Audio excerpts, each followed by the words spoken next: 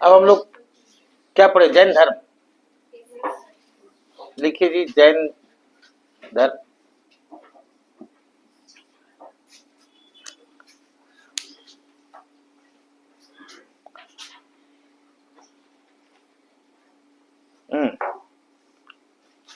देखिए कि जैन धर्म के संस्थापक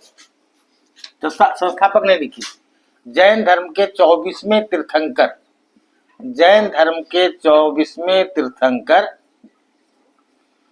वर्धमान महावीर का जन्म वैशाली के कुंडग्राम नामक स्थान में, वैशाली के कुंडग्राम नामक स्थान में 540 ईसा पूर्व में हुआ। क्या क्या चीज पता है? वैशाली में हुआ, कुंडग्राम में 540 बीसी में। लिखिए, इनके पिता का नाम सिद्धार्थ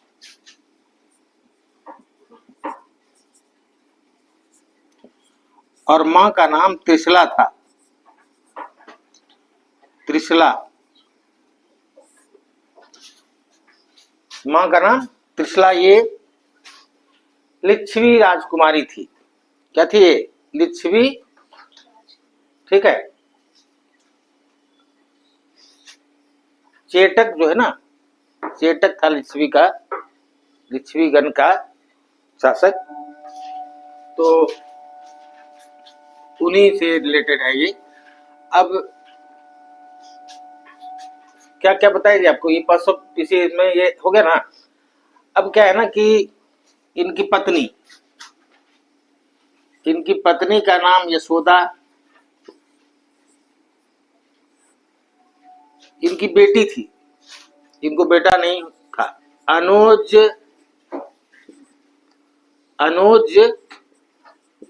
प्रियदर्शनी। ठीक है, अनुज प्रियदर्शनी इनकी बेटी का नाम।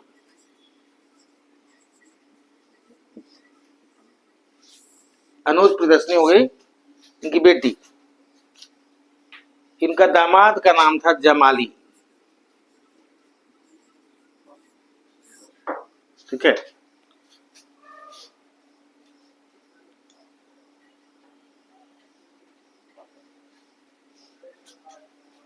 महावीर जो थे ज्ञात्रिक वंश के थे। किस वंश के? ज्ञात्रिक वंश के। ज्ञात्रिक वंश के थे महावीर। तो ये सारा चीज परीक्षा में आता है जी। आपको बता दें कि जैसे पहला चीज बताया आपको कि 24वें तीर्थंकर हुए, ये वैशाली कुंडग्राम में इनका जन्म हुआ, 540 में हुआ। इनके पिता का नाम सिद्धार्थ, माँ का नाम त्रिशला, इनके दामाद का नाम जमाली प्रियदर्शनी, अनुज प्रियदर्शनी इनकी बेटी, यशोदा इनकी पत्नी। और ये किस वंश के थे? गायत्रिक वंश के। ठीक है।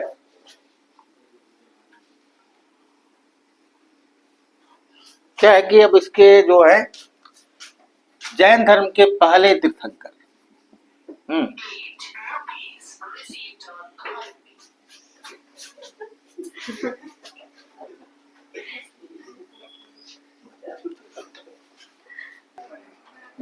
तो आपको बता रहे थे कि इसके पहले तीर्थंकर जो हुए वे हुए ऋषभ देव या ऋषभनाथ, जो भी आप इनको कह सकते हैं। इनके 22वें तीर्थंकर हुए जी अरिष्ट नेमी।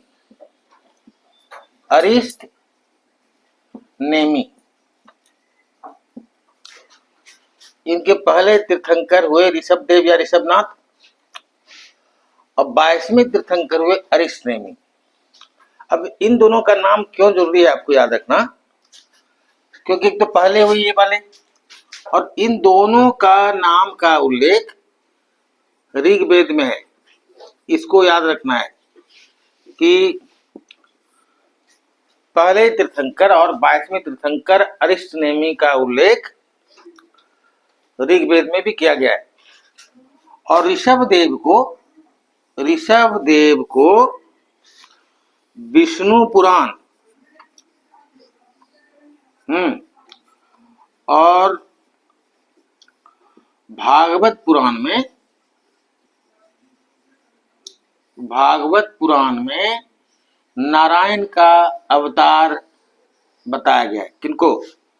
ऋषभ देव को या ऋषभनाथ को विष्णु पुराण और भागवत पुराण में नारायण का अवतार बताया गया है। तो ये बहुत इंपॉर्टेंट है, ये सब परीक्षा में आता है। ठीक है,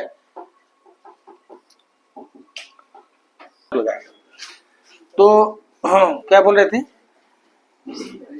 तो ऋषभ देव का जो है, इसको नारायण का अवतार कहा गया विष्णु पुराण और भागवत पुराण में। और 23वें तीर्थंकर जो वे पार्श्वनाथ, तो वो ये भी हिस्टोरिकल फिगर हैं। उनका माना जाता है कि इनके पिता जो थे अश्वसेन थे और ये बनारस के शासक थे, इनके पिता। ठीक है, तो ये हम आपको शायद पहले भी बताए होंगे किसी क्लास में। अब महावीर को के बारे में थोड़ा जान लें कि 30 वर्ष की आयु में इनके द्वारा गृह त्याग किया गया। कितना वर्ष में? बुद्ध के द्वारा 29 वर्ष में किया गया था, इनके द्वारा 30 वर्ष में गृह त्याग किया गया। 12 वर्ष तक भटकने के बाद, ठीक है, इनको प्राप्ति हुई क्या चीज का? उनको निर्वाण की प्राप्ति हुई, इनको कैवल्य की प्राप्ति हुई। कैवल्य 12 वर्ष तक भटकने के बाद इनको कैवल्य की प्राप्ति हुई। ठीक है,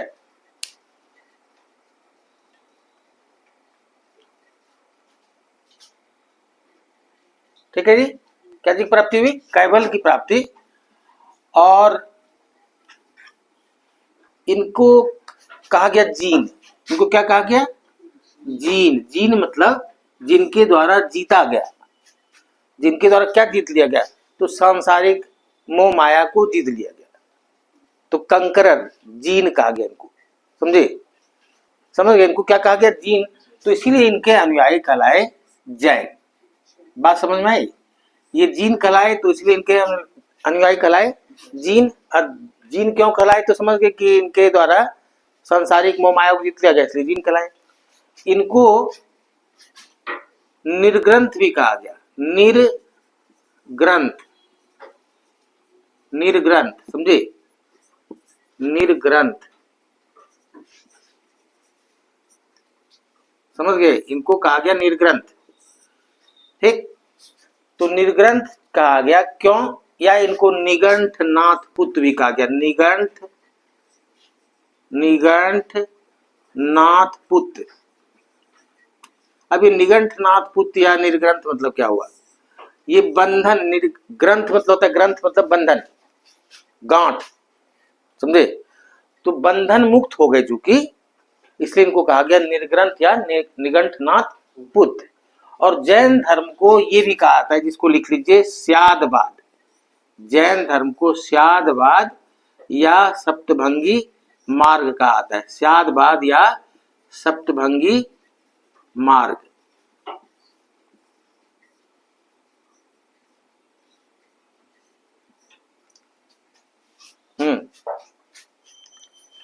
सप्तभंगी मार्ग। अब जैसे महात्मा बुद्ध अपनी इच्छा से घर छोड़ के भाग गए थे बिना किसी बताए, लेकिन ये अपने बड़े भाई नंदी वर्धन के कंसेंट से, मतलब उनके सहमति से घर छोड़ के गए थे। समझे? इनको निर्वाण या कैवल्य की प्राप्ति कहाँ हुई? जैसा लिख लीजिए इसको। इनको कैवल्य की प्राप्ति हुई, उनको पीपल वृक्ष के नीचे हुई थी, इनको साल वृक्ष के नीचे हुई। और ऋजुपालिका नदी, कौन नदी? ऋजुपालिका नदी के किनारे जृंभिक ग्राम, जृंभिक ग्राम नामक स्थान में इनको, साल वृक्ष के नीचे ऋजुपालिका नदी के किनारे जृंभिक ग्राम नामक स्थान में, जृंभिक ग्राम नामक स्थान में इनको कैवल्य की प्राप्ति हुई। क्लियर? अब इनके द्वारा क्या क्या उपदेश दिया गया, समझ गए? तो वो सब जानेंगे हम लोग अभी, लेकिन इनको अब देखिए इनकी मृत्यु हो गई 468 बीसी में पावा में। कहाँ हुई? 468 बीसी में, मतलब 468 ईसा पूर्व में इनकी मृत्यु पावा नामक स्थान में हुई। ठीक है, समझ गए? अब क्या है ना कि इनका जो है देखिए इनकी धर्म में, मतलब जैन धर्म में त्रिरत्न किसको कहते हैं? त्रिरत्न, जैन धर्म के त्रिरत्न, इसको लिखते जी। सम्यक कर्म, ठीक है, सम्यक ज्ञान और सम्यक विश्वास। ठीक है, राइट एक्शन, राइट नॉलेज और राइट फेथ या बिलीफ। तो ये इनका जैन धर्म का त्रिरत्न हुआ। ठीक है, अब जैन धर्म के पंचशील, जैन धर्म के पंचशील, ठीक है, क्या क्या जी? पहला अहिंसा, दूसरा सत्य, तीसरा असतेय, चौथा अपरिग्रह,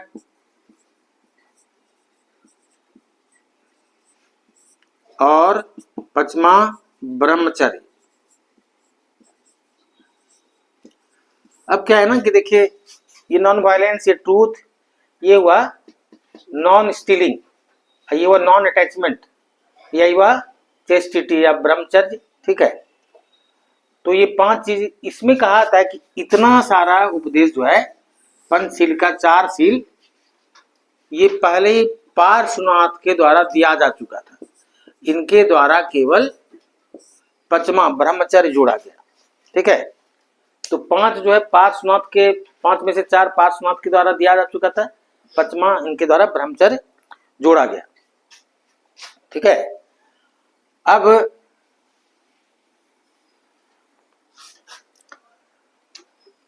क्या है कि इसमें पहला मतभेद या विभाजन जैन धर्म में थर्ड सेंचुरी बीसी, मतलब 3री शताब्दी ईसा पूर्व में हुआ।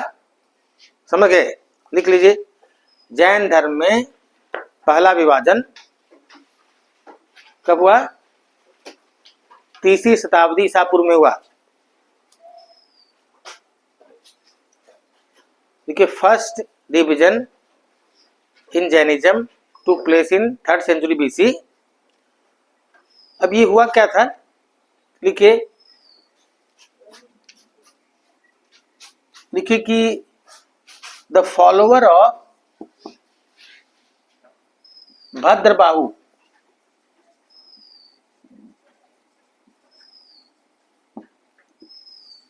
वर नोन एज दिगंबर। देखिए, भद्रबाहु के अनुयायी दिगंबर कहलाए, and the follower of Sthalabahu और स्थूलभद्र, दोनों एक ही व्यक्ति है, स्थलबाहु या स्थूलभद्र, इनके अनुयायी कहलाए श्वेतांबर। इन लोगों के द्वारा श्वेत वस्त्र धारण किया जाता था, इसलिए श्वेतांबर कहलाए, और ये लोग वस्त्र धारण नहीं करते थे, इसलिए लोग कहलाए दिगंबर। बात समझे? तो भद्रबाहु के अनुयायी, भद्रबाहु वाला जो जैन धर्म का कहलाया दिगंबर, और स्थलबाहु वाला हुआ ये था कि कहा आता है कि इसमें 3rd सेंचुरी बीसी में भयंकर सूखा या अकाल पड़ा था पाटलिपुत्र में, जिस कारण से भद्रबाहु और इनके अनुयायी चले गए थे दक्षिण भारत, और स्थलबाहु और इनके अनुयायी रह गए पाटलिपुत्र में या मगध में। तो मगध में रह गए, तो इन लोगों के द्वारा मगध में पहला बौद्ध संगीति का आयोजन किया गया। कहाँ? पाटलिपुत्र में। तो आप लिखिए प्रथम जैन संगीति का आयोजन, प्रथम जैन संगीति का आयोजन कहाँ किया गया? प्रथम जैन संगीति का आयोजन first Jain council was held at Pataliputra, Pataliputra में first Jain council was held at Pataliputra during 3rd century BC। ठीक है।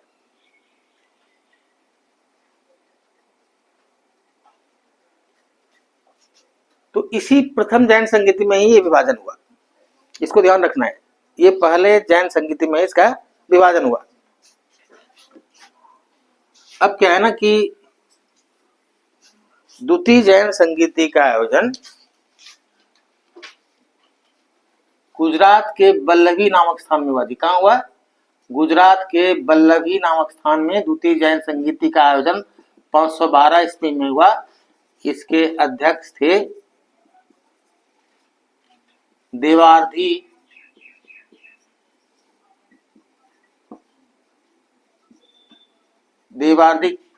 क्षमा शर्मन या खेम शर्मन इनको कहा था। और ये 512 ईस्वी में हुआ। ठीक है। इसी में सभी जैन ग्रंथों का अंतिम रूप से संकलन अर्धमागधी भाषा में किया गया। सभी जैन ग्रंथों का अंतिम रूप से संकलन अर्धमागधी भाषा में किया गया। ये प्राकृत का ही एक रूप है, अर्धमागधी भाषा में किया गया। ये प्राकृत का ही एक रूप है। ठीक है।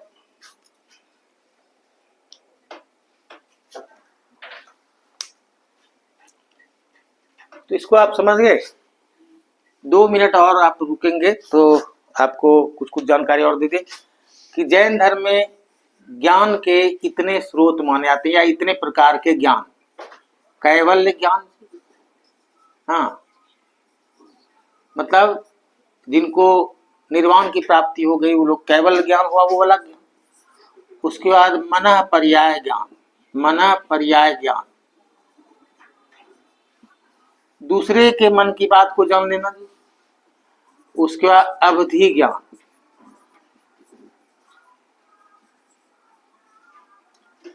उसके बाद श्रुति ज्ञान,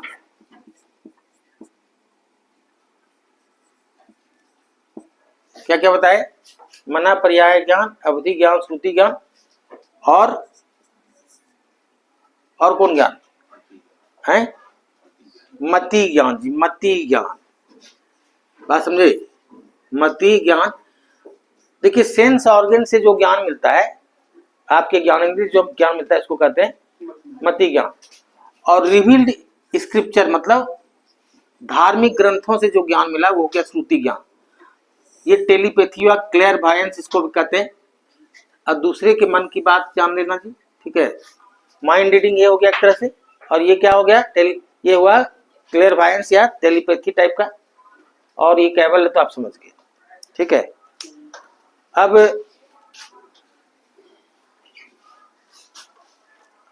जैन धर्म में महान पुरुषों को इतने वर्गों में बांटा गया है। अरहंत, हाँ, पहला तो हो गया तीर्थंकर जी। पहला तीर्थंकर, तीर्थंकर तो आप समझ गए जिसको कैवल की प्राप्ति होगी। अरहंत इनको कैवल मिलने वाला है, ज्ञान मिलने वाला है। तीसरा हुआ आचार्य, जो जैन मोनास्ट्री मतलब जैन बसाड़ी के प्रमुख, जैन बसाड़ी के जैन मठ के प्रमुख। चौथा हो गया जी उपाध्याय। उपाध्याय क्या हुआ? जो जैन धर्म का शिक्षा उक्षा उपदेश देने वाले, जैन धर्म का उपदेश देने वाले। और छठा जो इस किसी श्रेणी, पांचवा जो इस किसी श्रेणी में नहीं आया उसको कहा गया साधु। तो 5 प्रकार के महान पुरुष हुए जैन धर्म में। ठीक है। अब जैन धर्म के अनुसार जीवों को दो वर्गों में बांटा गया है। पहला अजीव मतलब नॉन लिविंग, और दूसरा जीव। हाँ, अब जीव इतने तरह के माने गए जैन धर्म में। पहला, जिसको केवल टच की अनुभूति हो, स्पर्श की अनुभूति, जैसे पेड़ पौधा, प्लांट। दूसरा, टच और टेस्ट दोनों की अनुभूति हो, स्पर्श और स्वाद दोनों की अनुभूति जिसको होगी, उस तरह के जीव, स्पर्श और स्वाद। इसके अंतर्गत आ गया वर्म्स, अर्थवर्म टाइप का, मतलब केचुआ। ये क्या हो गया? केचुआ। और तीसरा फिर कहा गया टच, टेस्ट और जिसको स्मेल की भी अनुभूति है। इसमें आ गया जी चींटी। इसमें क्या आ गया? चींटी। चौथे प्रकार के जीवों की श्रेणी में ऐसे जीव आए जिसको टच, टेस्ट, स्मेल, तो आप समझ रहे थे, स्मेल मतलब गंध, ठीक है। स्मेल के साथ साथ इसको विजन मतलब इसको दृष्टि भी है। तो इसमें आ गया मधुमक्खी। अब पचमा जो है, इन सब के अतिरिक्त जिसको हियरिंग भी है, मतलब सुनने की क्षमता भी है, उसमें कहा गया मानव। हाँ जी। तो इस तरह से 5 प्रकार के जीव जैन धर्म के अनुसार हुए। तो जैन धर्म से संबंधित जितनी भी जानकारी थी आपको दे दी गई। ठीक है, चलिए आज इतना ही। जय हिंद।